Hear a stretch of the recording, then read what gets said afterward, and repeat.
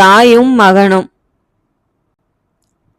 மகாராணி அகப்பட்டு விட்டார் என்ற வார்த்தைகளை கேட்டதும் விக்கிரமனுக்கும் பொன்னனுக்கும் உடம்பை ஒரு குலுக்கு குலுக்கியிற்று. இருவரும் குதிரை மேலிருந்து கீழே குதித்தார்கள். அப்போது உள்ளே இருந்து, குமரப்பா, யார் அங்கே? பொன்னன் குரல் மாதிரி இருக்கிறதே என்ற ஒரு பேச்சு குரல் கேட்டது. அது மகாராணி அருள்மொழி தேவியின் குரல். அம்மா என்று அலறிக்கொண்டு விக்கிரமன் மகேந்திர மண்டபத்துக்குள் நுழைந்தான். பொன்னனும் பின்னோடு சென்றான். அப்போது அந்த இருளடைந்த மண்டபத்துக்குள்ளே இருந்து ஒரு பெண் உருவம் வெளியே வந்தது. அது அருள்மொழி ராணியின் உருவந்தான். ஆனால் எவ்வளவு மாறுதல்! விக்கிரமன் கடைசியாக அவரை பார்த்தபோது இன்னும் யௌனவத்தின் சோபை அவரை விட்டு போகவில்லை. இப்போதோ முதுமை பருவம் அவரை வந்தடைந்து விட்டது. 3 வருஷத்துக்குள் 30 வயது அதிகமானவராக காணப்பட்டார். விக்கிரமன் ஒரே தாவலில் அவரை அடைந்து சாஷ்டாங்கமாய் கீழே விழுந்து அவருடைய பாதங்களை பற்றி கொண்டான். அருள்மொழி ராணி கீழே உட்கார்ந்து விக்கிரமனுடைய தலையை தூக்கி தன் மடி மீது வைத்து கொண்டு ஆனந்த கண்ணீர் வடித்தார். விக்கிரமனை பின்தொடர்ந்து மண்டபத்துக்குள் நுழைந்த பொன்னன் மேற்படி காட்சியை பார்த்து கொண்டிருந்தான். தற்செயலாக அவனுடைய பார்வை மண்டபத்தின் ஒரு பக்கத்தில் கட்டுண்டு கிடந்த உருவத்தின் மேல் விழுந்தது. மங்கலான தீவர்த்தியின் வெளிச்சத்தில் அது குள்ளனுடைய உருவம் என்பதை பொன்னன் கண்டான். பொன்னனுடைய பார்வை குள்ளன் மீது விழுந்ததும் குள்ளன் சிரித்தான். அந்த சிரிப்பை கேட்டு விக்கிரமனும் அவனை பார்த்தான். திடுக்கிட்டு எழுந்து உட்கார்ந்து, பொன்னா என்றான். ஆம் மகாராஜா, மாமல்லபுரத்திலிருந்து தங்களுக்கு வழிகாட்டி வந்த சித்திரக்குள்ளன் தான் இவன் என்றான். குள்ளன் மறுபடியும் சிரித்தான். அருள்மொழி ராணி எல்லோரையும் மாறி மாறி பார்த்தாள். யாரை என்ன கேட்பது என்று தெரியாமல் திகைப்பவளாக காணப்பட்டாள். கடைசியில் பொன்னனை பார்த்து, பொன்னா, எனக்கு ஒன்றுமே தெரியவில்லை. கண்ணை கட்டி காட்டிலே விட்டது போல் இருக்கிறது. அந்த மலை குகையில் எத்தனை நாள் இருந்தேன் என்பதே தெரியாது. கடைசியில் அருவியில் விழுந்து உயிரை விடலாம் என்று எத்தனித்த போது சிவனடியார் வந்து தடுத்து காப்பாற்றினார். உன் மகன் திரும்பி வந்திருக்கிறான், அவனை எப்படியும் பார்க்கலாம் என்று தைரியம் கூறினார். பொன்னா, காட்டாற்று வெள்ளத்திலிருந்து விக்கிரமனை நீ காப்பாற்றினாயாமே என்று கேட்டாள். அப்போது விக்கிரமன், வெள்ளத்திலிருந்து காப்பாற்றியதுதானா? சக்கரவர்த்தியின் சிரசாக்னையிலிருந்து காலிக்கு பலியாவதிலிருந்து இன்னும் எவ்வளவோ விதத்தில் பொன்னன் என்னை காப்பாற்றினான் என்றான். காலிக்கு பலியா என்று சொல்லிக்கொண்டு அருள்மொழி நடுநடுங்கினாள். குள்ளன் மறுபடியும் பயங்கரமாய் சிரித்தான். பலி பலி, இன்று ராத்திரி ஒரு பெரிய பலி விழப்போகிறது, காளியின் தாகம் அடங்க போகிறது என்றான். எல்லோரும் அவனையே கண்கொட்டாமல் பார்த்து கொண்டிருந்தார்கள். இன்று அர்த்த ராத்திரியில் சிவனடியார் பலியாக போகிறார். மகாபத்ர காளியின் ராஜ்யம் ஆரம்பமாக போகிறது. அப்புறம் மண்டை ஓட்டுக்கு பஞ்சமே இராது என்றான் குள்ளன். விக்கிரமன் அப்போது துள்ளி எழுந்து, பொன்னா, இவன் என்ன உளறுகிறான் சிவனடியாரை பற்றி என்றான். உளரவில்லை, உண்மையை தான் சொல்கிறேன். அந்த கபட சாமியாரை இத்தனை நேரம் காலையும் கையையும் கட்டி பலிபீடத்தில் போட்டிருப்பார்கள். நடுநிசை ஆச்சோ இல்லையோ கத்தி கழுத்திலே விழும் என்றான். அப்போது அருள்மொழி தேவி விக்கிரமனை பார்த்து, குழந்தாய், இவன் முன்னே இருந்து இப்படிதான் சொல்லி என்னை வேதனைப்படுத்தி கொண்டிருக்கிறான். 5-6 நாளைக்கு முன்னால் நான் குகையில் இருந்து தப்பி அருவியில் விழப்போன போது சிவனடியார் தோன்றி சீக்கிரத்தில் என்னை மீட்டு கொண்டு போக ஆட்கள் வருவார்கள் என்று தெரிவித்தார். அந்த படியே இவர்கள் வந்து என்னை மீட்டு கொண்டு வந்தார்கள். வழியில் மறைந்து நின்ற இந்த குள்ளனையும் பிடித்து கொண்டு வந்தார்கள். இங்கு வந்து சேர்ந்தது முதல் இவன் இன்று ராத்திரி சிவனடியாரை கபாலிகர்கள் பலி கொடுக்க போவதாக சொல்லிக் கொண்டிருக்கிறான். ஐயோ, எப்பேற்பட்ட மகான்! நமக்கு எத்தனை ஒத்தாசை செய்திருக்கிறார்! அவருக்கா இந்த பயங்கரமான கதி என்று அலறினாள். விக்கிரமன் பொன்னனை பார்த்து, பொன்னா, நீ என்ன சொல்கிறாய்? இந்த கொடும் பாதகத்தை தடுக்காவிட்டால் நாம் இருந்து என்ன பிரயோஜனம் என்றான். அது எப்படி முடியும் மகாராஜா? உங்கள் நிலைமையை மறந்து பேசுகிறீர்களே. நாளை பொழுது விடுவதற்குள் நாம் மாமல்லபுரம் போய் சேராமற் போனால் சேராமற் போனால் என்ன, கப்பல் போய்விடும், அவ்வளவுதானே. அப்போது பொன்னன் அருள்மொழி ராணியை பார்த்து, அம்மா, இவரை பெரும் அபாயம் சூழ்ந்திருக்கிறது. தேச பிரஷ்டமானவர் திரும்பி வருவதற்கு தண்டனை என்னவென்று தங்களுக்கு தெரியாதா? இவர் இங்கே வந்திருப்பது மாரப்ப பூபதிக்கு தெரிந்து காஞ்சி சக்கரவர்த்திக்கும் தெரியப்படுத்திவிட்டார். நாளை காலைக்குள் இவர் மாமல்லபுரம் போய் கப்பலில் ஏறியாக வேண்டும். இல்லாவிட்டால் தப்புவது அரிது. இப்போது சிவனடியாரை காப்பாற்றுவதற்காக போனால் பிறகு இவருடைய உயிருக்கே ஆபத்துதான். நீங்களே சொல்லுங்கள், இவர் என்ன செய்ய வேணுமென்று என்றான். அருள்மொழி ராணி பெரும் திகைப்புக்குள்ளானாள். விக்கிரமன் அன்னையை பார்த்து, அம்மா, பார்த்திப மகாராஜாவின் வீரபத்தினி நீ. இந்த நிலைமையில் நான் என்ன செய்ய வேண்டும் சொல். நமக்கு பரோபகாரம் செய்திருக்கும் மகானுக்கு ஆபத்து வந்திருக்கும் போது என்னுடைய உயிருக்கு பயந்து ஓடுவதா? என் தந்தை உயிரோடு இருந்தால் இப்படி நான் செய்வதை விரும்புவாரா என்றான். சுவரை வைத்து கொண்டு தான் சித்திரம் எழுத வேண்டும். இவர் பிழைத்திராவிட்டால் பார்த்திப மகாராஜாவின் கனவுகளை நிறைவேற்றுவது எப்படி என்றான் பொன்னன். அருள்மொழி ராணி இரண்டு பேரையும் மாறி மாறி பார்த்தாள். கடைசியில் பொன்னனை பார்த்து, பொன்னா, என்னை கல் நெஞ்சமுடையவள், பிள்ளையிடம் பாசம் இல்லாதவள் என்று ஒருவேளை நினைப்பாய். ஆனாலும் என் மனதில் உள்ளதை சொல்கிறேன். நமக்கு எவ்வளவோ உபகாரம் செய்திருக்கும் ஒருவருக்கு ஆபத்து வந்திருக்கும் போது என் பிள்ளை உயிருக்கு பயந்து ஓடினான் என்ற பேச்சை கேட்க நான் விரும்பவில்லை என்றாள். உடனே விக்கிரமன் தாயாரின் பாதங்களில் நமஸ்கரித்து எழுந்து, அம்மா, நீதான் வீரத்தாய், பார்த்திப மகாராஜாவுக்குரிய வீரபத்தினி என குதூகலத்துடன் உரைத்தான். பிறகு பொன்னனை பார்த்து, கிளம்பு பொன்னா, இன்னும் என்ன யோசனை என்றான். எங்கே கிளம்பி போவது? பலி எங்கே நடக்கிறதென்று யாருக்கு தெரியும் என்றான் பொன்னன். நான் வழி காட்டுகிறேன், என்னை கட்டவிழ்த்து விடுங்கள் என்று சித்திரக்குள்ளன் குரல் கேட்டது. குள்ளனுடைய கட்டுகள் அவிழ்க்கப்பட்டன. அவன் கையில் ஒரு தீவர்த்தியை கொடுத்தார்கள். விக்கிரமனும் பொன்னனும் குதிரைகள் மேல் ஏறி கொண்டார்கள். குள்ளன் கையில் தீவர்த்தியுடன் மேற்கு நோக்கி காட்டு வழியில் விரைந்து செல்ல விக்கிரமனும் பொன்னனும் அவனை தொடர்ந்து பின்னால் சென்றார்கள். பலிபீடம். காட்டாற்றங்கரையோடு மேற்கு நோக்கி 2 நாழிகை வழி தூரம் போனதும் குள்ளன் தென்புறமாக திரும்பி அடர்ந்த காட்டுக்குள் புகுந்து சென்றான். காட்டை தாண்டியதும் அப்பால் ஒரு பெரிய மேடு இருந்தது. அந்த மேட்டின் மேல் குள்ளன் வெகு லாவகமாக ஏறினான். குதிரைகள் ஏறுவதற்கு கொஞ்சம் சிரமப்பட்டன. மேட்டின் மேல் ஏறியதும் அது ஒரு ஏரிக்கரை என்று தெரிந்தது. அதோ என்று குள்ளன் சுட்டி காட்டிய இடத்தை விக்கிரமனும் பொன்னனும் நோக்கினார்கள். மொட்டை மொட்டையான மலை குன்றுகளும் அவற்றின் அடிவாரத்தில் அடர்த்தியாக வளர்ந்திருந்த குட்டையான மரங்களும் நூற்றுக்கணக்கான தீவர்த்திகளின் வெளிச்சத்தில் அரைகுறையாக தெரிந்தன.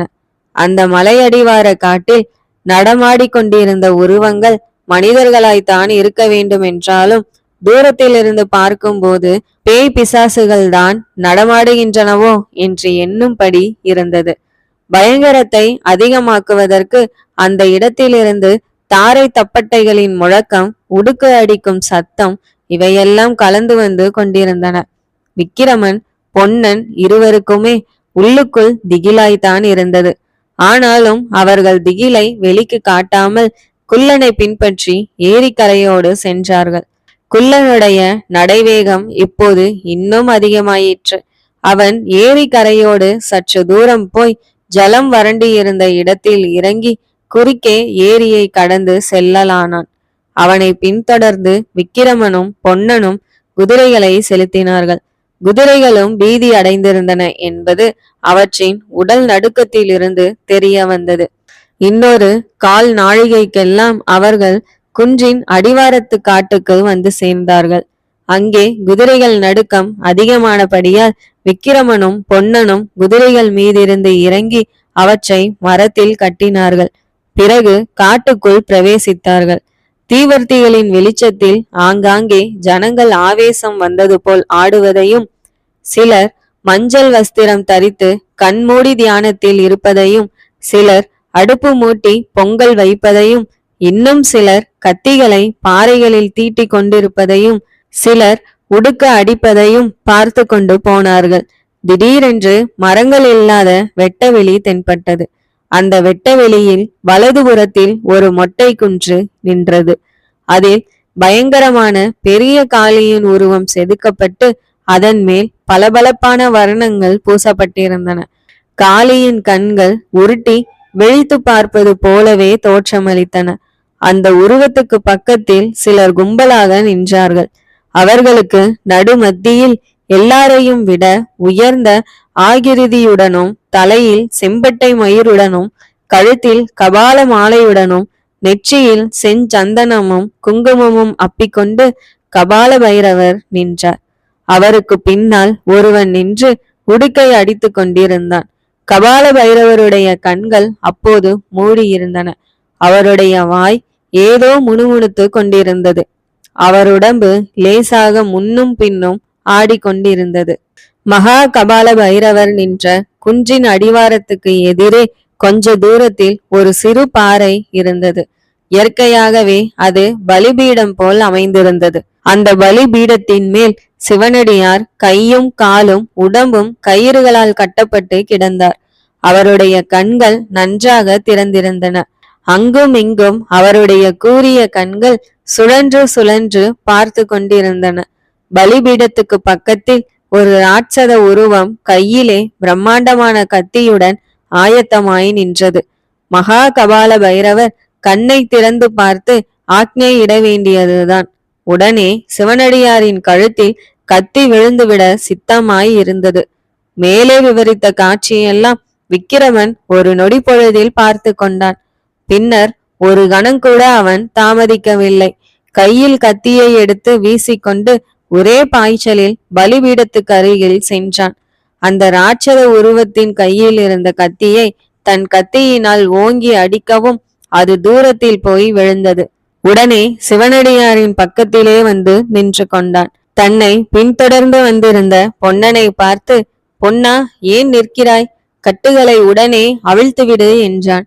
இவ்வளவும் கண்மூடி கண் திறக்கும் நேரத்தில் நடந்துவிட்டது. சுற்றிலும் நின்றவர்கள் எல்லோரும் ஹா ஹா என்று கூச்சலிட்டதை கேட்டு கபால பைரவர் கண் விழித்து பார்த்தார். நிலைமை இன்னதென்று தெரிந்து கொண்டார். நிதானமாக நடந்து பலிபீடத்துக்கு அருகில் வந்து விக்கிரமனை உற்று பார்த்தார். அவர் நகைத்த ஒலி குன்றுகளும் பாறைகளும் அடர்ந்த அந்த வனாந்தர பிரதேசம் எல்லாம் பரவி எதிரொலி செய்தது. அதை கேட்பவர்களுக்கெல்லாம் மயிர்கூச்சு உண்டாக்கியிற்று. இதற்குள் என்னவோ மிகவும் நடக்கிறது என்று அறிந்து நாலா பக்கத்தில் இருந்தும் ஜனங்கள் ஓடி வந்து பலிபீடத்தை சூழ ஆரம்பித்தார்கள். அதை கண்ட மகா கபால பைரவர் தமது ஒற்றை கையை தூக்கி பொறுங்கள் என்று கர்ஜனை செய்தார். அவ்வளவுதான். எல்லோரும் சட்டென்று விலகி சென்று சற்று தூரத்திலேயே நின்றார்கள். கீழே விழுந்த கத்தியை எடுத்துக்கொண்டு வந்த ராட்சதனும் அந்த ஹூங்காரத்துக்கு கட்டுப்பட்டு தூரத்தில் நின்றான். பொன்னனும் நின்ற இடத்திலேயே செயலிழந்து நின்றான். மகா கபால பைரவர் விக்கிரமனை உற்று பார்த்த வண்ணம் கூறினார், பிள்ளாய், நீ பார்த்திப சோழனின் மகன் விக்கிரமன் அல்லவா? தக்க சமயத்தில் நீ வந்து சேர்வாய் என்று காளி மாதா அருளியது உண்மையாயிற்று. மாதாவின் மகிமையே மகிமை. காந்த சக்தி பொருந்திய அவருடைய சிவந்த கண்களின் பார்வையிலிருந்து விலகி கொள்ள முடியாதவனாய் விக்கிரமன் பிரமித்து நின்றான். பிள்ளாய், உன்னை தேடிக்கொண்டு நான் மாமல்லபுரத்துக்கு வந்தேன்.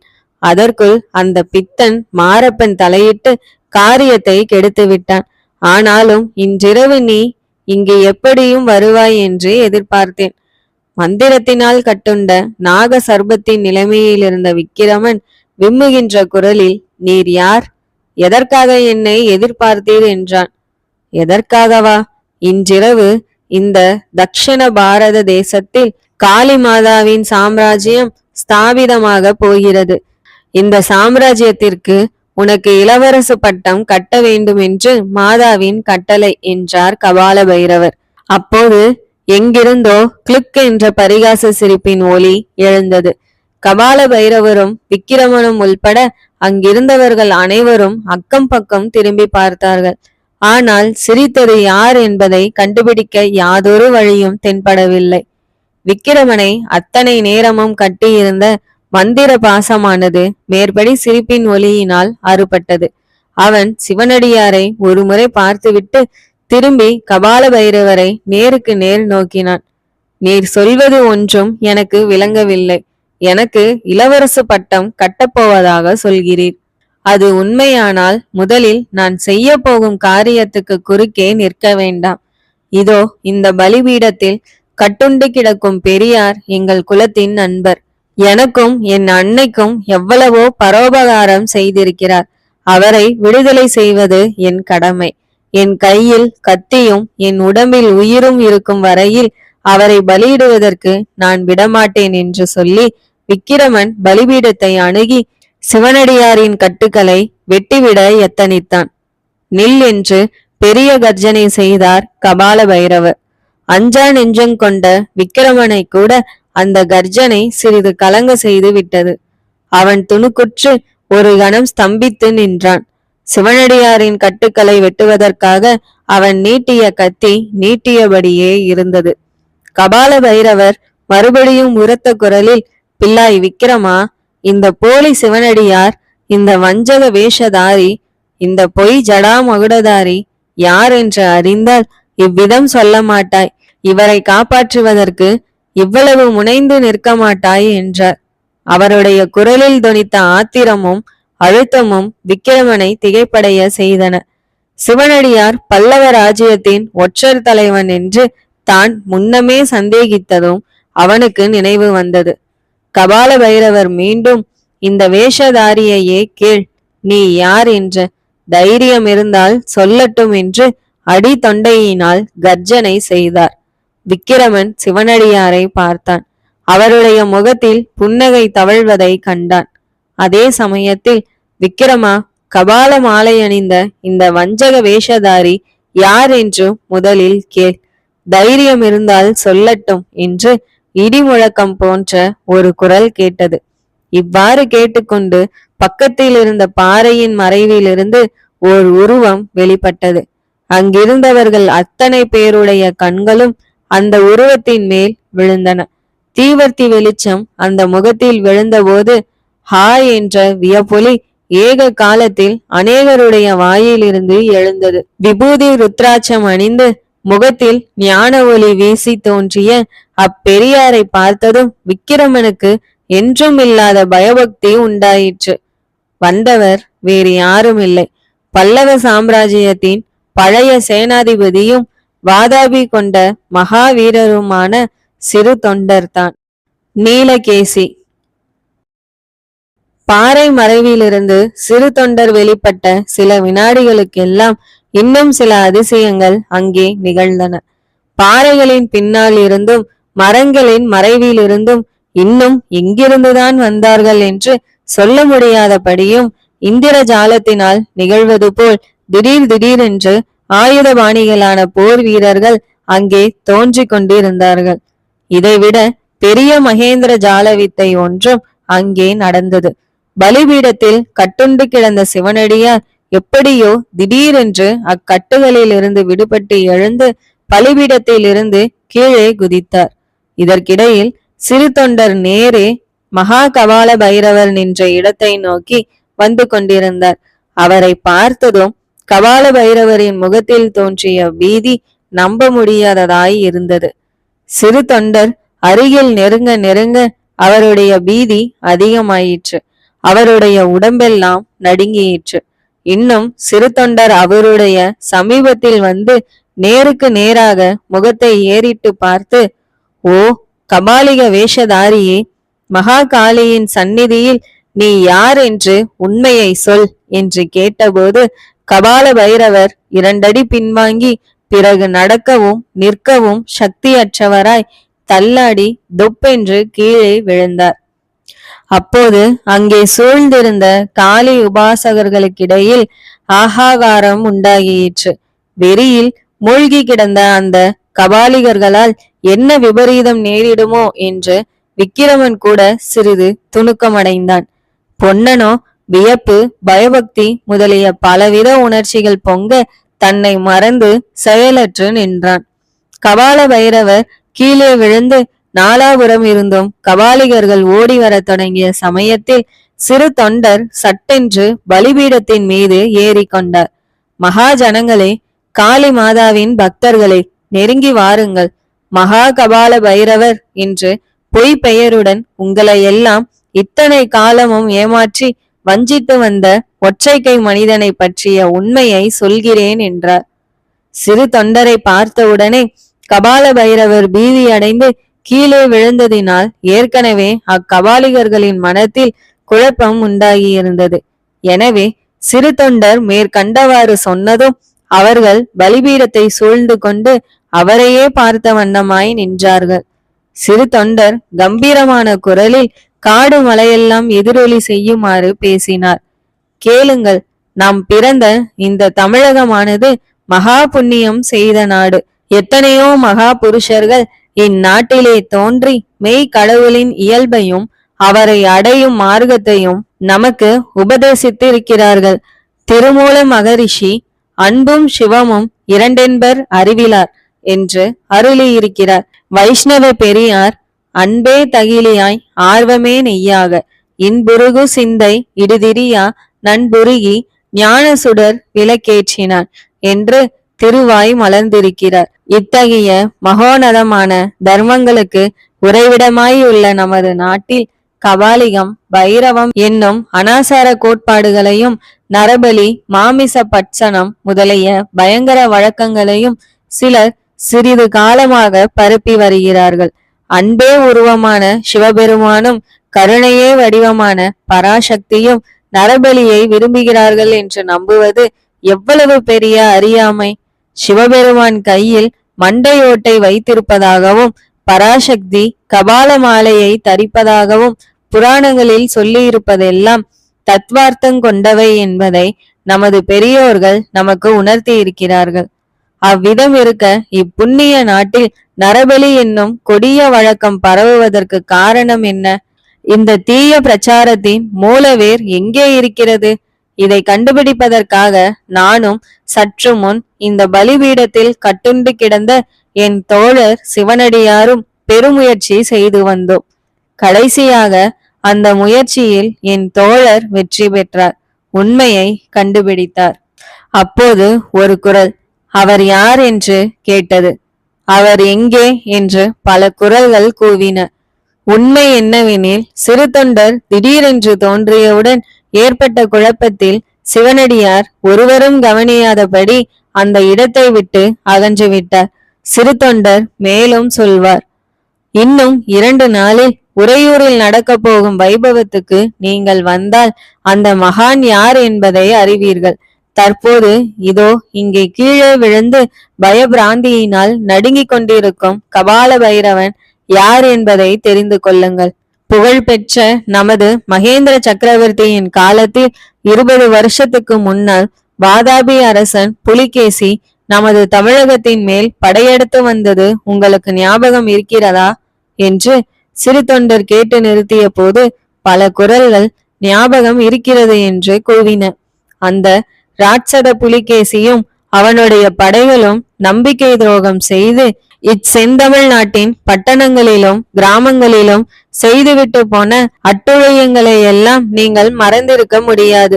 மகேந்திர சக்கரவர்த்தி காலமான பிற்பாடு தர்ம ராஜாதி ராஜா நரசிம்ம பல்லவரும் நானும் பெரும்படை கொண்டு புலிகேசியை பழி வாங்குவதற்காக வாதாபிக்கு படையெடுத்து சென்றதையும் நீங்கள் அறிவீர்கள். வாதாபி நகரத்தின் முன்னால் நடந்த கொடிய யுத்தத்தில் நமது வீர தமிழ் படைகள் புலிகேசியின் படைகளை எல்லாம் ஹதாஹதம் செய்தன. யுத்த களத்துக்கு வந்த புலிகேசியின் படைகளிலே ஒருவராவது திரும்பி போக விடக்கூடாது என்று சக்கரவர்த்தி கட்டளையிட்டு இருந்தார். ஆனால் அவருடைய கட்டளைக்கு மாறாக ஒரே ஒருவனை மட்டும் திரும்பி போகும்படி நான் அனுமதித்தேன். போரில் கையை இழந்து சரணாகதி என்று காலில் விழுந்தவனை கொல்வதற்கு மனமில்லாமல் அவனை ஓடி போக அனுமதித்தேன். அந்த ஒற்றைக்கை மனிதன் தான் இதோ விழுந்து கிடக்கும் நீலகேசி. புலிகேசியை விட கொடிய அவனுடைய சகோதரன் இவன். இதை கேட்டதும் அந்த கூட்டத்தில் ஆஹா, அப்படியா, என்ன மோசம், என்ன வஞ்சகம் என்று பலவிதமான பேச்சுக்கள் கலகலவென்று எழுந்தன. சிறிது பேச்சு அடங்கிய பிறகு சிறு தொண்டர் மீண்டும் கூறினார், இவனை நான் மன்னித்து உயிரோடு திருப்பி அனுப்பினேன் என்று தெரிவித்த போது சக்கரவர்த்தி, நீ பிசகு செய்தாய், இதனால் ஏதாவது விபரீதம் விளையும் என்று சொன்னார். அது உண்மையாகிவிட்டது. இந்த நீலகேசி கபாலிக வேஷத்தில் நமது புண்ணிய தமிழகத்தில் வந்து இருந்து கொண்டு பஞ்சத்தினால் ஜனங்களுடைய புத்தி கலங்கியிருந்த காலத்தில் கபாலிகத்தையும் நரபலியையும் பரப்ப தொடங்கினான். எதற்காக? வீரத்தினால் ஜெயிக்க முடியாத காரியத்தை சூழ்ச்சியினால் ஜெயிக்கலாம் என்றுதான். கடல்களுக்கு அப்பால் உள்ள தேசங்களில் எல்லாம் புகழ் பரவியிருக்கும் நமது மாமல்ல சக்கரவர்த்திக்கு விரோதமாக உங்களை எல்லாம் ஏவி விட்டு சதி செய்விக்கலாம் என்றுதான். இந்த உத்தேசத்தினுடனேயே இவன் கொல்லிமலையின் உச்சியில் உள்ள குகைகளில் ஆயிரக்கணக்கான கத்திகளையும் கோடாரிகளையும் சேர்த்து வைத்திருந்தான். ஹா என்று கபால பைரவனின் கோபக்குரல் கேட்டது. ஆம், அந்த ஆயுதங்களை எல்லாம் சக்கரவர்த்தியின் கட்டளையினால் இன்று அப்புறப்படுத்தியாகி விட்டது. இன்னும் இந்த சோழ நாட்டு இளவரசன் விக்கிரமனையும் தன்னுடைய துர்நோக்கத்திற்கு உபயோகப்படுத்தி கொள்ள எண்ணியிருந்தான். அதற்காகவே பார்த்திப சோழ மகாராஜாவின் வீரபத்தினி அருள்மொழி தேவியை சிறைப்படுத்தி வைத்திருந்தான். அப்போது மகா கபால பைரவர் தரையிலிருந்து சட்டென்று எழுந்து நின்று, எல்லாம் போய் கட்டுக்கதை, இதற்கெல்லாம் சாட்சி எங்கே என்று கேட்டார்.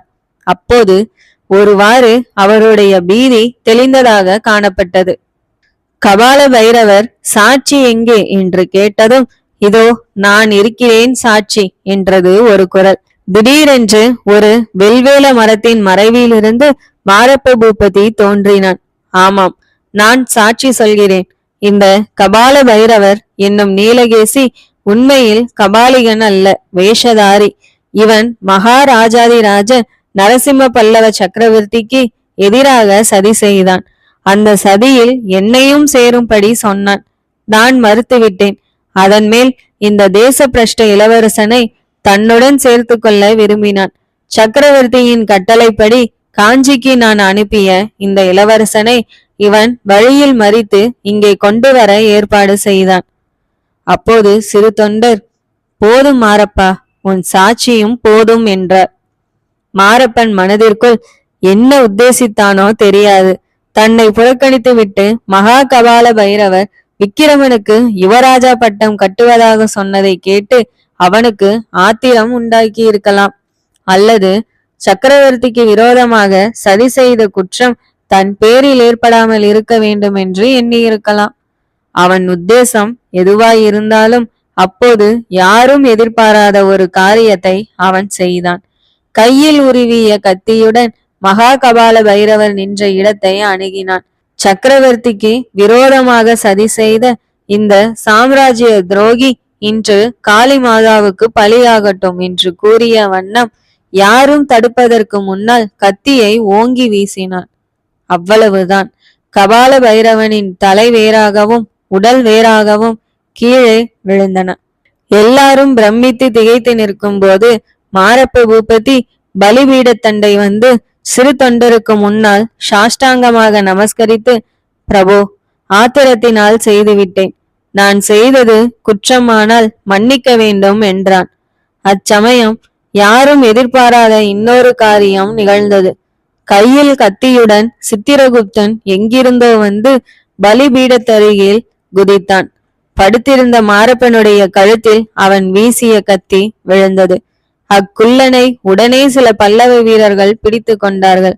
குள்ளனோ பயங்கரமாக சிரித்தான். சில நிமிஷ நேரத்தில் நடந்துவிட்ட இக்கோர சம்பவங்களை பார்த்த விக்கிரமன் மிகவும் அருவருப்பை அடைந்தான். யுத்த களத்தில் நேருக்கு நேர் நின்று போரிட்டு ஒருவரை ஒருவர் கொல்லுவது அவனுக்கு சாதாரண சம்பவமானாலும் இம்மாதிரி எதிர்பாராத கொலைகள் அவனுக்கு வேதனை அளித்தன.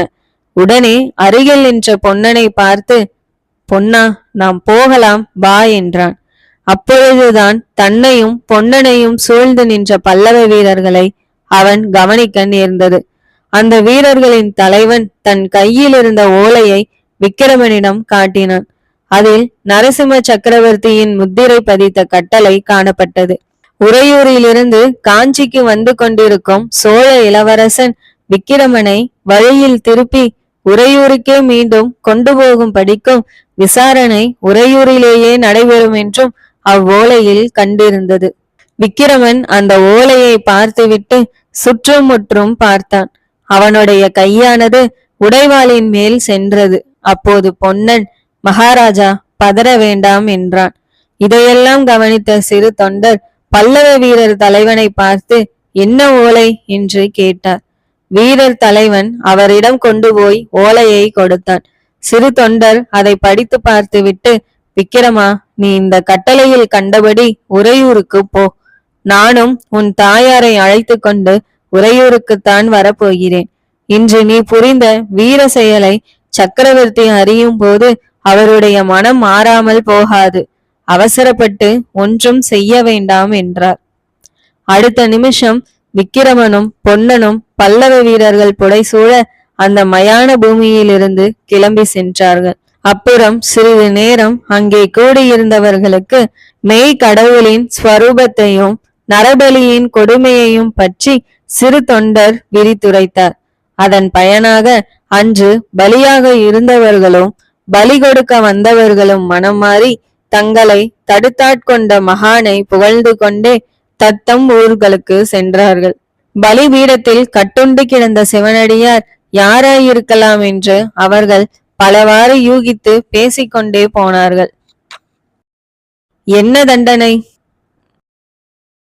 அமாவாசை அன்றைக்கு மறுநாள் பொழுது புலர்ந்ததிலிருந்து மாமல்லபுரத்து அரண்மனையில் குந்தவி தேவிக்கு ஒவ்வொரு கணமும் ஒவ்வொரு யுகமாக கழிந்து கொண்டிருந்தது. அடிக்கடி அரண்மனை உப்பரிகை மாடத்தின் மேல் ஏறுவதும் நாலாபுரமும் பார்ப்பதும் மறுபடி அவசரமாக கீழ் இறங்குவதும் பணியாட்களுக்கு ஏதேதோ கட்டளையிடுவதும் உறையூரிலிருந்து அவளுடன் வந்திருந்த வள்ளியிடம் இடையிடையே பேசுவதுமாய் இருந்தாள். என்ன பேசினாலும் எதை செய்தாலும் அவளுடைய செவிகள் மட்டும் குதிரை குளம்படியின் சத்தத்தை வெகு ஆவலுடன் எதிர்நோக்கி கொண்டிருந்தன. பணியாட்களுடன் பேசிக் கொண்டிருக்கும் போதே சட்டென்று பேச்சை நிறுத்தி காது கொடுத்து கேட்பாள். விக்கிரமனையும் பொன்னனையும் தான் அவள் அவ்வளவு ஆவலுடன் எதிர்பார்த்து கொண்டிருந்தாள் என்று சொல்ல வேண்டியது இல்லை. விக்கிரமனும் பொன்னனும் வந்த உடனேயே என்ன செய்ய வேண்டும் என்று குந்தவி தீர்மானித்து வைத்திருந்தாள். விக்கிரமனுடன் அதே கப்பலில் தானும் போய்விடுவது என்ற எண்ணத்தை அவள் மாற்றிக்கொண்டு விட்டாள். அதனால் பலவித சந்தேகங்கள் தோன்றி மறுபடியும் விக்கிரமன் பிடிக்கப்படுவதற்கு ஏதுவாகலாம். இது மட்டுமல்ல, தந்தையிடம் சொல்லிக் கொள்ளாமல் அவ்விதம் ஓடி போவதற்கும் அவளுக்கு மனம் வரவில்லை. நரசிம்ம சக்கரவர்த்தியின் பரந்த கீர்த்திக்கு தன்னுடைய செயலால் ஒரு களங்கம் உண்டாகலாமா? அதை காட்டிலும் விக்கிரமன் முதலில் கப்பலேறி சென்ற பிறகு தந்தையிடம் நடந்ததையெல்லாம் கூறி மன்னிப்பு கேட்டுக்கொண்டு விக்கிரமனையே தான் பதியாக வரித்து விட்டதையும் தெரிவிப்பதே முறையல்லவா? அப்போது சக்கரவர்த்தி தன்னை கட்டாயம் மன்னிப்பதுடன் கப்பலில் ஏற்றி தன்னை செண்பக தீவுக்கும் அனுப்பி வைத்து விடுவார். உன்னுடைய கல்யாணத்துக்காக நான் ஒரு பிரியத்தனமும் செய்ய போவதில்லை. உன்னுடைய பதியை நீயேதான் ஸ்வயம்வரம் செய்து கொள்ள வேண்டும் என்று சக்கரவர்த்தி அடிக்கடி கூறி வந்திருக்கிறார் அல்லவா? அப்படி இருக்க இப்போது தன் இஷ்டத்திற்கு அவர் ஏன் மாறு சொல்ல வேண்டும்? இத்தகைய தீர்மானத்துடன் குந்தவி விக்கிரமனுடைய வரவுக்கு வழிநோக்கி கொண்டிருந்தாள். வானவெளியில் சூரியன் மேலே வர வர குந்தவியின் பரபரப்பு அதிகமாகி கொண்டிருந்தது. கடைசியாக கிட்டத்தட்ட நடு மத்தியானத்தில் குதிரைகளின் குளம்படி சத்தம் கேட்டபோது குந்தவியினுடைய இருதயம் விம்மி எழுந்து தொண்டையை அடைத்து கொண்டது. மறுபடியும் ஒரு தடவை விக்கிரமனை கப்பலில் ஏற்றி அனுப்பிவிட்டுதான் பின் தங்குவதா? கதையிலே காவியத்திலே வரும் வீர பெண்மணிகள் எல்லாரும் அவ்விதந்தானா செய்திருக்கிறார்கள்? அர்ஜுனனோடு சுபத்திரை கிளம்பி போய்விடவில்லையா? கிருஷ்ணனோடு ருக்மணி போகவில்லையா? தான் மட்டும் எதற்காக பின்தங்க வேண்டும்? விக்கிரமனுக்கு விடை கொடுத்து அனுப்புவது தன்னால் முடியாத காரியம் என்று அவளுக்கு தோன்றியிற்று. குதிரைகளின் காலடி சத்தம் நெருங்க நெருங்க அவளுடைய மனக்குழப்பம் அதிகமாயிற்று. வந்த குதிரைகள் அரண்மனை வாசலில் வந்து நின்றன. வாசற் காப்பாளருக்கு ரத்தின வியாபாரி தேவசேனர் வந்தால் உடனே தன்னிடம் அழைத்து வரும்படி குந்தவி கட்டளையிட்டிருந்தாள். இதோ குதிரையில் வந்தவர்கள் இறங்கி உள்ளே வருகிறார்கள். அடுத்த வினாடி அவரை பார்க்க போகிறோம். ஆஹா, இதென்ன? உள்ளே வருகிறது யார்? சக்கரவர்த்தி அல்லவா? குந்தவியின் தலை சுழன்றது. எப்படியோ பல்லை கடித்து கொண்டு சமாளித்து கொண்டாள். சிறிது தடுமாற்றத்துடன், அப்பா, வாருங்கள் வாருங்கள், இத்தனை நாளாய் எங்கே போயிருந்தீர்கள் என்றாள். சக்கரவர்த்தி ஆவலுடன் குந்தவியின் அருகில் வந்து அவளை தழுவி கொண்டார்.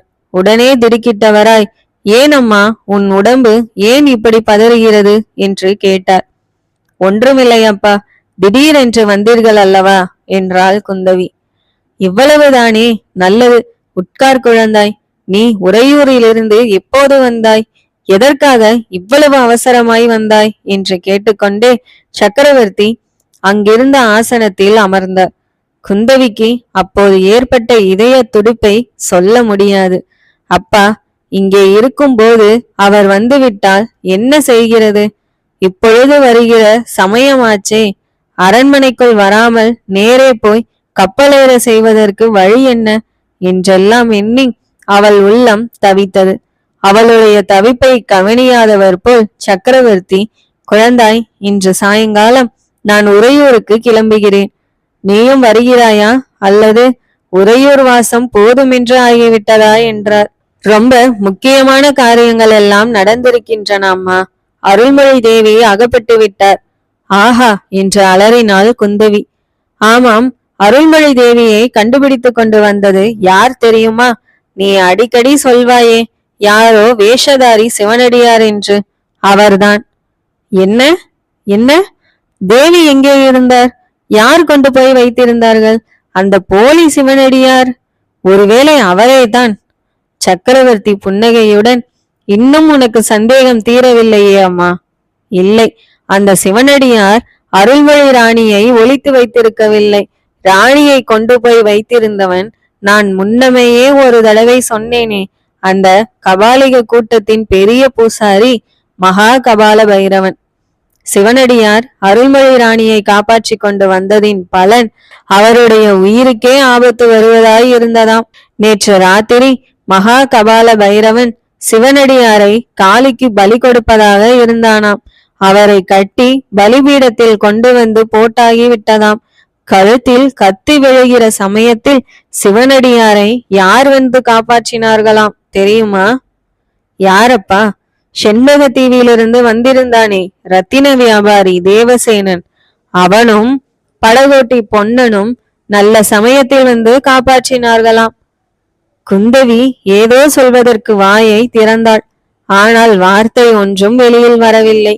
அவளுடைய அழகிய வாய் மாதுளை மொட்டின் இதழ்கள் விரிவது போல் விரிந்து அப்படியே திறந்தபடியே இருந்தது. இன்னும் ஒரு பெரிய அதிசயத்தை கேள் குழந்தாய். ரத்தின வியாபாரி தேவசேனன் என்பது உண்மையில் யார் தெரியுமா? அவனும் ஒரு வேஷதாரிதான். தேச பிரஷ்டனான சோழ நாட்டு இளவரசன் விக்கிரமன் தான் அம்மாதிரி வேஷம் போட்டுக்கொண்டு அவனுடைய தாயாரையும் தாய் நாட்டையும் பார்ப்பதற்காக வந்தானாம். என்ன தைரியம், என்ன துணிச்சல்! பார்த்தாயா குழந்தாய்? குந்தவி விம்மிய குரலுடன், அப்பா, அவர்கள் எல்லாரும் இப்போது எங்கே என்று கேட்டாள். யாரை கேட்கிறாய் அம்மா? விக்கிரமனையும் பொன்னனையுமா? அவர்களை உறையூருக்கு கொண்டு போக சொல்லி இருக்கிறேன். நானே நேரில் வந்து விசாரணை நடத்துவதாக சொல்லி இருக்கிறேன். அதற்காகத்தான் முக்கியமாக உறையூருக்கு போகிறேன். நீயும் வருகிறாயா? இத்தனை நேரமும் குந்தவி அடக்கி வைத்து கொண்டிருந்த துக்கமெல்லாம் இப்போது பீறிக்கொண்டு வெளியில் வந்தது. தந்தையின் மடியில் தலையை வைத்துக்கொண்டு ஓ என்று கதற ஆரம்பித்தாள். இவ்வளவு நேரமும் புன்னகையுடன் பொழிந்து கொண்டிருந்த சக்கரவர்த்தியின் முகபாவத்தில் இப்போது மாறுதல் காணப்பட்டது. அவருடைய கண்களின் ஓரத்தில் ஒரு துளி ஜலம் முத்துப்போல் பிரகாசித்தது. குந்தவியின் தலையையும் முதுகையும் அவர் அன்புடன் தடவி கொடுத்து, குழந்தாய், உனக்கு என்ன துக்கம்? உன் மனதில் ஏதோ வைத்துக்கொண்டு சொல்லாமல் இருக்கிறாய். என்னிடம் மறைப்பானேன்? எதுவாய் இருந்தாலும் சொல் என்றார். குந்தவி கொஞ்சம் கொஞ்சமாக எல்லாவற்றையும் சொன்னாள். காஞ்சி நகரின் வீதியில் சங்கிலிகளால் கட்டுண்டு சென்ற விக்கிரமனை சந்தித்ததிலிருந்து தன்னுடைய உள்ளம் அவனுக்கு வசமானதை தெரிவித்தாள். பிறகு மகேந்திர மண்டபத்தில் ஜுரத்துடன் உணர்வு இழந்து கிடந்த விக்கிரமனை பல்லக்கில் ஏற்றி அழைத்து சென்றதிலிருந்து இன்று அவனை கப்பலேற்றி அனுப்ப உத்தேசித்திருந்த வரையில் எல்லாவற்றையும் கூறினாள். கடைசியில், அப்பா, அந்த சோழ ராஜகுமாரனையே என் நாதனாக வரித்து விட்டேன், மற்றொருவரை மனதிலும் நினைக்க மாட்டேன் என்று கூறி விம்மினாள்.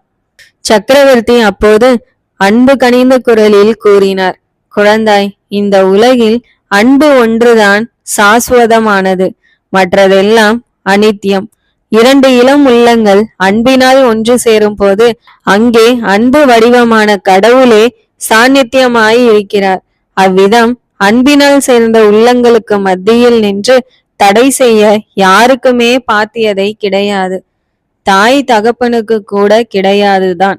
ஆகையால் நீ சோழ நாட்டு இளவரசனை மனம் புரிய விரும்பினாயானால் அதை ஒரு நாளும் நான் தடை செய்யேன்.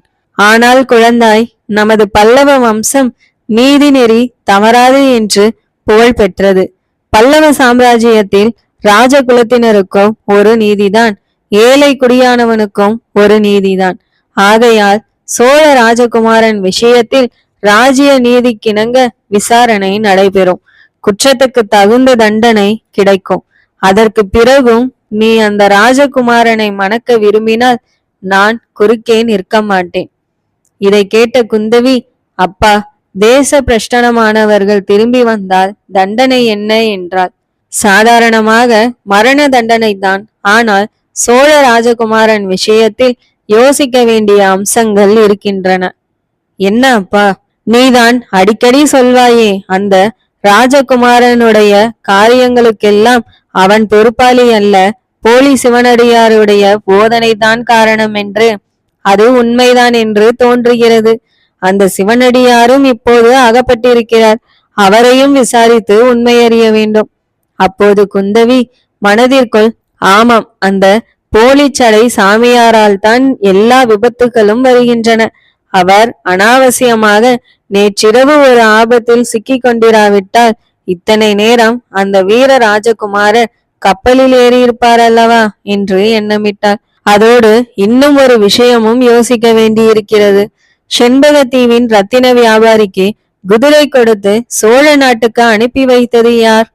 ஞாபகம் இருக்கிறதா குழந்தாய்? அப்பா என்று வியப்பும் ஆனந்தமும் கலந்த குரலில் குந்தவி கூச்சலிட்டாள். ஒற்றர் தலைவன் வேஷத்தில் இருந்த சக்கரவர்த்தி குதிரை கொடுத்து அனுப்பித்தானே விக்கிரமன் சோழ நாட்டுக்கு போனான் என்பது அவளுக்கு நினைவு வந்தது. அப்படியானால் எப்படி தண்டனை ஏற்படும் அப்பா என்றாள். எல்லாம் விசாரிக்கலாம் குழந்தாய்.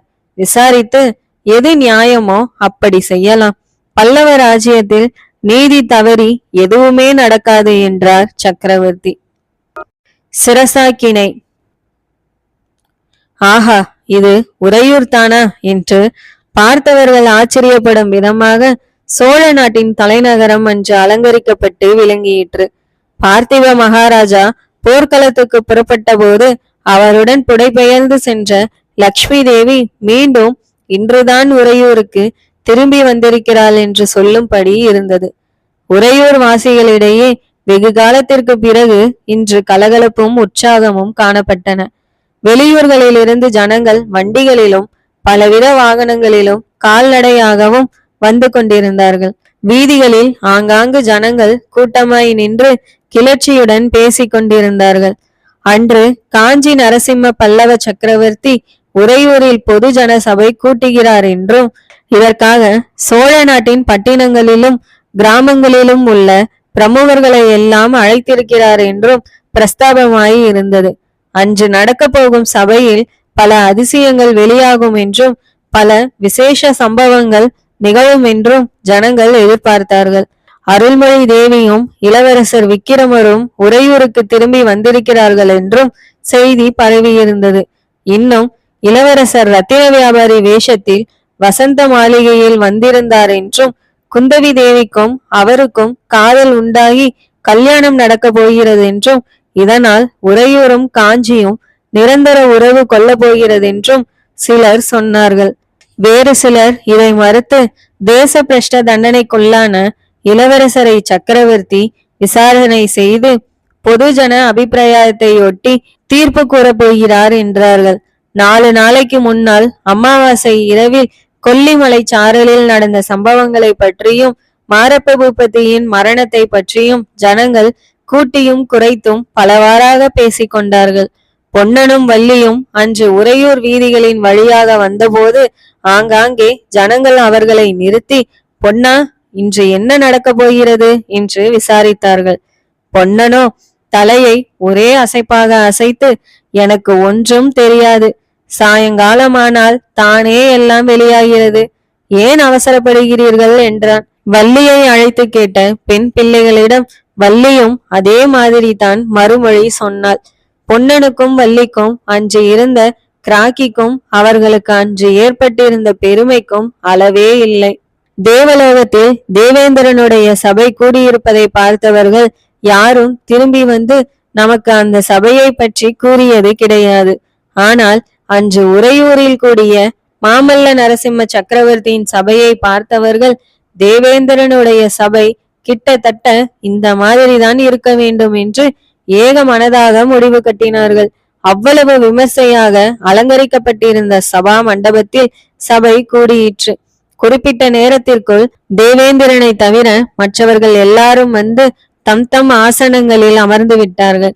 சக்கரவர்த்தியின் சிம்மாசனத்துக்கு ஒரு பக்கத்தில் வசிஷ்டரையும் வாமதேவரையும் போல் சிவனடியாரும் சிறு தொண்டரும் வீற்றிருந்தார்கள். சிம்மாசனத்தின் மற்றொரு பக்கத்தில் சக்கரவர்த்தியின் குமாரன் மகேந்திரனும் குமாரி குந்தவியும் அமர்ந்திருந்தார்கள். அவர்களுக்கு அடுத்தாற்போல் அருள்மொழி தேவியும் சிறு தொண்டரின் தர்ம பத்தினி திருவெண்காட்டு நங்கையும் காணப்பட்டார். அவர்களுக்கு மத்தியில் சிறு தொண்டரின் அருமை புதல்வன் சீராளதேவன் உட்கார்ந்து அதிசயத்தினால் விரிந்த கண்களினால் நாலாபுறமும் சுற்றி சுற்றி பார்த்து கொண்டிருந்தான். இவர்களுக்கு பின்னால் பொன்னனும் வள்ளியும் அடக்க ஒடுக்கத்துடன் நின்று கொண்டிருந்தார்கள். சக்கரவர்த்தியின் சிம்மாசனத்துக்கு நேர் எதிரே சற்று தூரத்தில் பல்லவ சேனாதிபதியும் இன்னும் சில பல்லவ வீரர்களும் சூழ்ந்திருக்க விக்கிரமன் கம்பீரமாக தலை நிமிர்ந்து உட்கார்ந்திருந்தான். குந்தவி இருந்த பக்கம் பார்க்க கூடாதென்று அவன் எவ்வளவோ பிடிவாதமாக மனதை உறுதிப்படுத்தி வைத்துக் கொண்டிருந்தான் என்றாலும் சில சமயம் அவனை அறியாமலே அவனுடைய கண்கள் அந்த பக்கம் நோக்கின. அதே சமயத்தில் குந்தவியும் தன்னை மீறிய ஆவலினால் விக்கிரமனை பார்க்கவும் இருவரும் திடுக்கிட்டு தங்களுடைய மன உறுதி குலைந்ததற்காக வெட்கப்பட்டு தலைகுனிய வேண்டியதாய் இருந்தது. இன்னும் அந்த மகத்தான சபையில் மந்திரிகளும் படைத்தலைவர்களும் தனாதிகாரிகளும் பண்டிதர்களும் கலைஞர்களும் கவிராயர்களும் பிரபல வர்த்தகர்களும் கிராமங்களிலிருந்து வந்த நாட்டாண்மைக்காரர்களும் அவரவர்களுக்கு ஏற்பட்ட இடத்தில் அமர்ந்திருந்தார்கள். அவர்கள் எல்லாரையும் காட்டிலும் அந்த சபையில் அதிகமாக அனைவருடைய கவனத்தையும் கவர்ந்த ஒருவர் சக்கரவர்த்தியின் குமாரன் மகேந்திரனுக்கு பின்னால் அமர்ந்திருந்தார். அவருடைய உருவமும் உடையும் அவர் தமிழ்நாட்டை சேர்ந்தவர் அல்லர் என்பதை தெளிவாக எடுத்து கூறின. சபையினர் அவரை சுட்டிக்காட்டி தங்களுக்குள்ளேயே சீன தேசத்திலிருந்து வந்திருக்கும் உலக யாத்ரிகர் இவர்தான் என்று பேசிக்கொண்டார்கள். யுவான் ஸ்வாங் என்றும் அவருடைய பெயரை பலரும் பலவிதமாக உச்சரித்து நகையாடினார்கள். இந்த சீன யாத்ரிகரை தவிர இன்னும் சில அயல் நாட்டாரும் அந்த மகா சபையில் ஒரு பக்கத்தில் காணப்பட்டார்கள். அவர்கள் நடை உடையினால் அயல் நாட்டவராக தோன்றினாலும் அவர்கள் பேசுகிற பாஷை தமிழாகத்தான் தெரிந்தது. சற்றே அவர்களை உற்று பார்த்தோமானால் ஏற்கனவே பார்த்த முகங்கள் என்பது நினைவு வரும். ஆம், செண்பக தீவிலிருந்து வந்த கப்பலில் ரத்தின வியாபாரி தேவசேனனுடன் வந்தவர்கள் தான் இவர்கள். அச்சபையில் நடக்கவிருந்த விசாரணையின் முடிவாக தங்கள் மகாராஜாவுக்கு என்ன கதி நேரப் போகிறதோ என்று தெரிந்து கொள்ளும் ஆவல் அவர்களுக்கு இருப்பது இயற்கை அல்லவா? சபை முழுவதிலும் ஆங்காங்கு பணியாட்களும் பணி பெண்களும் நின்று வெண் சாமரங்களினால் விசிறியும் சந்தனம் தாம்பூலம் முதலியவை வழங்கியும் சபையினருக்கு வேண்டிய உபசாரங்கள் செய்து கொண்டிருந்தார்கள். குறிப்பிட்ட நேரம் ஆகியும் சக்கரவர்த்தி வராதிருக்கவே சபையில் ஏன் சக்கரவர்த்தி இன்னும் வரவில்லை என்று ஒருவருக்கொருவர் பேசிக்கொள்ளும் சப்தம் எழுந்தது. இவ்விதம் பல குரல்கள் சேர்ந்து பேரிரைச்சலாகி விடுமோ என்று தோன்றிய சமயத்தில் சிறு தொண்டர் எழுந்திருந்து கையமர்த்தி சபையோர்களை, சக்கரவர்த்தி சபைக்கு வருவதற்கு இன்னும் சிறிது நேரம் ஆகும் என்று செய்தி வந்திருக்கிறது. அதுவரையில் இந்த சபை கூடியதின் நோக்கம் இன்னதென்பதை உங்களுக்கு எடுத்து உரைக்கும்படி எனக்கு சக்கரவர்த்தி கட்டளையிட்டிருக்கிறார் என்று இடி முழக்கம் போன்ற குரலில் கூறியதும் சபையில் நிசப்தம் உண்டாயிற்று. எல்லாரும் பயபக்தியுடன் சிறு தொண்டருடைய முகத்தையே பார்க்கலானார்கள். சிறு தொண்டர் மேலும் கூறினார், வீர சொர்க்கமடைந்த என் அருமை தோழரான பார்த்திப சோழ மகாராஜாவின் புதல்வர் விக்கிரம சோழர் இன்று உங்கள் முன்னால் குற்ற விசாரணைக்கு நிறுத்தப்பட்டிருக்கிறார். சக்கரவர்த்தியின் தேச பிரஷ்ட தண்டனையை மீறி அவர் இந்நாட்டுக்குள் பிரவேசித்து கையும் வெய்யுமாய் கண்டுபிடிக்கவும் பட்டார். அவர் இவ்விதம் சக்கரவர்த்தியின் ஆக்ஞையை மீறி வந்ததின் காரண காரியங்களை விசாரணை செய்து உங்கள் எல்லாருடைய அபிப்பிராயத்தை கேட்டு சர்வ சம்மதமான நியாய தீர்ப்பு கூற வேண்டும் என்பது சக்கரவர்த்தியின் விருப்பம். இதற்காகத்தான் இந்த சபை கூடியிருக்கிறது. நீங்கள் அபிப்பிராயம் கூறுவதற்கு முன்னால் எல்லா விவரங்களையும் தெரிந்து கொள்ள வேண்டும். விக்கிரம சோழர் சக்கரவர்த்தியின் கட்டளையை மீறியது குற்றமானாலும் அதற்கு அவர் மட்டும் பொறுப்பாளி அல்ல. இதோ என் பக்கத்தில் வீற்றிருக்கும் என் தோழர் அதற்கு பெரும்பாலும் பொறுப்பை ஏற்றுக்கொள்ள முன்வந்திருக்கிறார் என்று சிறு தொண்டர் கூறியதும் சபையில் எல்லோருடைய கவனமும் சிவனடியார் மேல் திரும்பியது. அவருடைய முகத்தில் குடிக்கொண்டிருந்த தேஜஸை பார்த்து அனைவரும் பிரமித்தார்கள். இவர் யார்? இந்த பெரியவர்? அப்பர் பெருமானோ இறைவன் பதமடைந்து விட்டார். சம்பந்த சுவாமியோ இளம் பிரயாயத்தவர். மகான் சிறு தொண்டரோ இங்கேயே இருக்கிறார். வேறு யாராயிருக்கும்? விக்கிரம சோழர் விஷயத்தில் இவர் பொறுப்பு ஏற்றுக்கொள்ள காரணம் என்ன என்று எண்ணமிட்டனர். பிறகு சிறு தொண்டர் 10 வருஷங்களுக்கு முன் பார்த்திப மகாராஜா போர்க்கோலம் பூண்டு உறையூரிலிருந்து கிளம்பியதையும் வெண்ணாற்றங்கரையில் நடந்த பயங்கர யுத்தத்தையும் சபையோருக்கு ஞாபகப்படுத்தினார். பார்த்திப மகாராஜாவுடன் கிளம்பிய 10,000 பேரில் ஒருவர் கூட திரும்பாமல் போர்க்களத்திலேயே மடிந்ததை சொன்னபோது சபையோர் புலங்காகிதம் அடைந்தனர். அந்த புரட்டாசி பௌர்ணமி அன்றிரவு இந்த சிவனடியார் போர்க்களத்தில் வீரமரணம் அடைந்த தீர மன்னரின் முகத்தை பார்க்க வேண்டும் என்று அவருடைய உடலை தேடி அலைந்ததை எடுத்து கூறினார். கடைசியில் இவர் தம் முயற்சியில் வெற்றி அடைந்ததையும் பார்த்திப மகாராஜாவின் உடலில் இன்னும் உயிர் இருந்ததையும் மகாராஜா சிவனடியாரிடம் என் மகனை வீர சுதந்திர புருஷனாக வளர்க்க வேண்டும் என்று வரம் கேட்டதையும் சிவனடியார் அவ்விதமே வரம் கொடுத்ததையும் எடுத்து சொன்ன போது அந்த பெரிய சபையின் 4 பக்கங்களிலும் ஆகாகாரம் உண்டானதுடன் அநேகருடைய கண்களில் கண்ணீர் பெருக்கெடுத்து ஓடியிற்று. பின்னர் சிவனடியார் உறையூருக்கு வந்து அருள்மொழி தேவியை பார்த்து தேற்றியது முதல் விக்கிரமன் சுதந்திர கொடியை நாட்ட முயன்றது, தேச பிரஷ்ட தண்டனை கொல்லானது, செண்பகத்தீவின் அரசனானது, தாயாரையும் தாய் நாட்டையும் பார்க்க வேண்டும் என்ற ஆசையினால் திரும்பி வந்தது, வழியில் அவனுக்கு ஏற்பட்ட இடையூறுகள் எல்லாவற்றையும் சிறு தொண்டர் விவரமாக கூறினார்.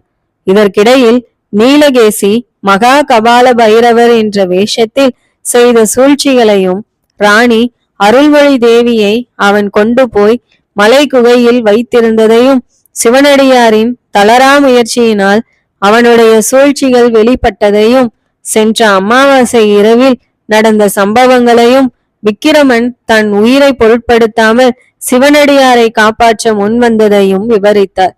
இவ்வளவையும் சொல்லிவிட்டு கடைசியாக, சபையோர்களை, உங்களை எல்லாம் ஒன்றை கேட்க விரும்புகிறேன்.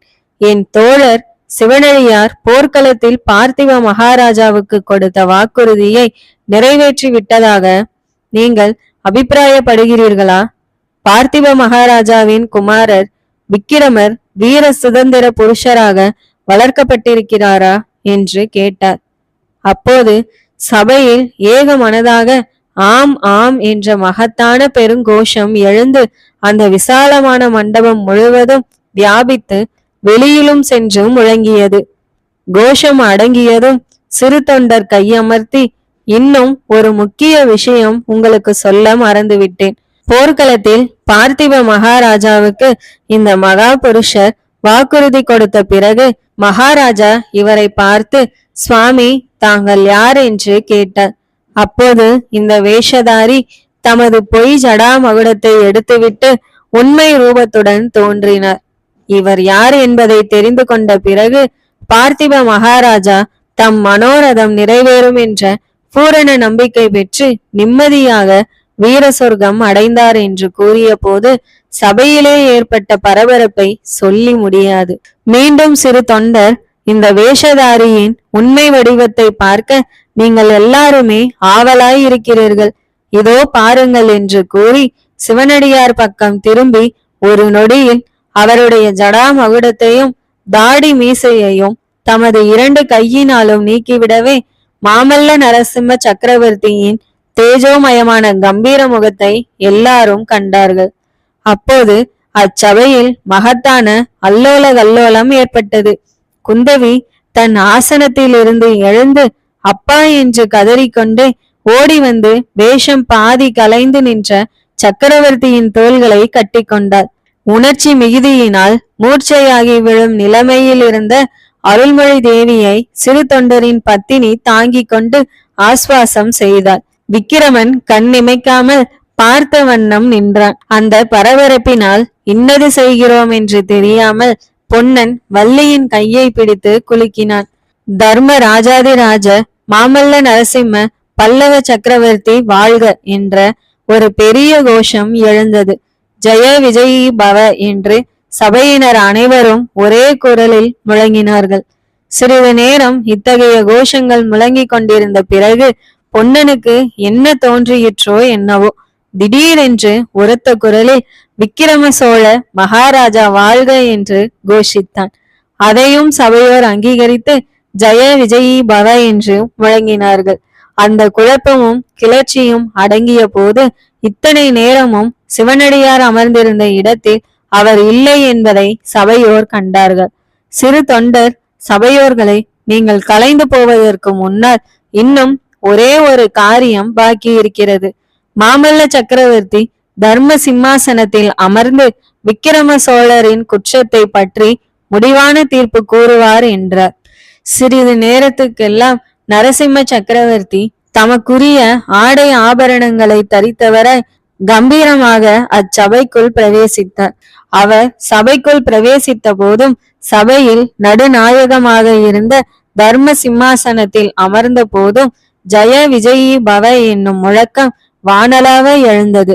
சத்தம் அடங்கியதும் சக்கரவர்த்தி எழுந்து, விக்கிரம சோழரை பற்றி உங்களுடைய அபிப்பிராயம் இன்னதென்பதை தெரிந்து கொண்டேன்.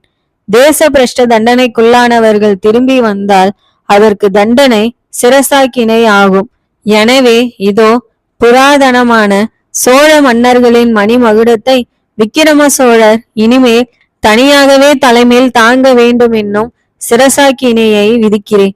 இன்று முதல் சோழ நாடு சுதந்திர ராஜ்யமாகி விட்டது. இதன் பாரம் முழுவதையும் விக்கிரம சோழரும் அவருடைய சந்ததிகளும் தான் இனிமேல் தாங்கியாக வேண்டும் என்று கூறிய போது சபையிலே உண்டான கோலாகல ஆரவாரத்தை வர்ணிப்பதற்கு புராண இதிகாசங்களில் சொன்னது போல் 1000 நாவுள்ள ஆதிசேஷன் தான் வந்தாக வேண்டும். கனவு நிறைவேறியது. நல்ல சுபயோக சுப லக்கினத்தில் விக்கிரமன் சோழ நாட்டின் சுதந்திர அரசனாக முடிசூட்டப்பட்டான். அவ்விதமே சுப முகூர்த்தத்தில் விக்கிரமனுக்கும் குந்தவிக்கும் திருமணம் விமர்சையாக நடந்தேறியது. திருமணத்துக்கு பிறகு விக்கிரமன் நரசிம்ம பல்லவரிடம் சென்று அவருடைய ஆசியை கோரிய போது சக்கரவர்த்தி, குழந்தாய், எக்காலத்திலும் பார்த்திப மகாராஜாவின் புதல்வன் என்னும் பெருமைக்கு பங்கம் இல்லாமல் நடந்து கொள்வாயாக. அதற்கு வேண்டிய மனோதிடத்தை பகவான் உனக்கு அருளட்டும் என்று ஆசிர்வதித்தார். அவ்விதமே குந்தவி அருள்மொழி தேவியை நமஸ்கரித்த போது, அம்மா, உனக்கு சகல சௌபாக்கியங்களும் உண்டாகட்டும். நரசிம்ம சக்கரவர்த்தியின் திருமகள் பார்த்திப மகாராஜாவின் மருமகள் என்னும் பெருமைக்கு உரியவளாக எப்போதும் நடந்து கொள் என்று ஆசை கூறினார். விக்கிரமனும் குந்தவியும் உறையூர் சிங்காதனத்தில் வீற்றிருந்த போது சோழ வளநாடு எல்லா துறைகளிலும் செழித்தோங்கியது.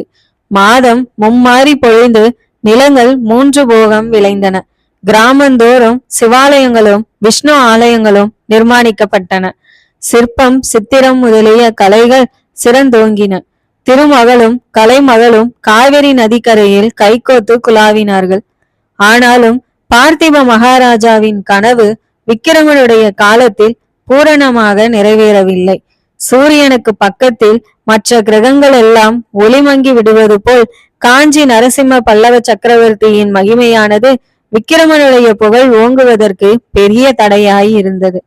பார்த்திப மகாராஜாவின் வீர மரணமும் விக்கிரமனுடைய வீர செயல்களும் கூட மாமல்லரின் புகழ் மேலும் வளர்வதற்கே காரணமாயின. நரசிம்மவர்மருக்கு பின்னரும் வெகு காலம் பல்லவர் பெருமை குன்றவில்லை. சோழ நாடு ஒரு குறுகிய எல்லைக்குள் கட்டுப்பட்டுதான் கிடந்தது. ஆனால் விக்கிரமனும் அவனுடைய சந்ததியர்களும் பார்த்திப மகாராஜாவின் கனவை மட்டும் மறக்கவில்லை. வழி வழியாக அவர்களுடைய புதல்வர்களுக்கு பார்த்திப மகாராஜாவின் வீர மரணத்தை பற்றி சொல்லி உறையூர் சித்திர மண்டபத்தில் தீட்டியிருந்த பார்த்திப மன்னரின் கனவு சித்திரங்களை காண்பித்து வந்தார்கள். சுமார் 3 நூற்றாண்டுகளுக்கு பின்னர் சோழ நாட்டின் வீர சிம்மாசனம் ஏறிய ராஜராஜ சோழன், அவனுடைய புதல்வனான ராஜேந்திர சோழன் இவர்களுடைய காலத்திலேதான் பல்லவர் பெருமை குன்றி சோழ நாடு மகோனதம் அடைய தொடங்கியது. சோழ நாட்டு வீரர்கள் வடக்கே கங்கை வரையிலும், தெற்கே இலங்கை வரையிலும், கிழக்கே கடல்களுக்கு அப்பால் உள்ள கடாரம் வரையிலும் சென்று வீரப்போர் புரிந்து புலிகொடியை வானலாக பறக்க விட்டார்கள். புலிகொடி தாங்கிய கப்பல்களில் சோழ நாட்டு வீரர்கள் கடல்களில் நெடுந்தூரம் பிரயாணம் செய்து சாவகம், புஷ்பகம் முதலிய தீவுகளை கைப்பற்றி சோழர்களின் ஆதிக்கத்துக்கு உட்படுத்தினார்கள். சோழ வள நாடெங்கும் அற்புதமான கோயில்களும் கோபுரங்களும் சோழ மன்னர்களின் வீர புகழை போல் வானலாவி எழுந்து அக்காலத்திய சோழ சாம்ராஜ்யத்தின் மகோனதத்துக்கு அழியாத ஞாபக சின்னங்களாக இன்றைக்கும் விளங்குகின்றன. இவ்வாறு பார்த்திப சோழன் கண்ட கனவு அவன் வீர சொர்க்கம் அடைந்து 300 வருஷங்களுக்கு பிறகு பரிபூரணமாக நிறைவேறியது.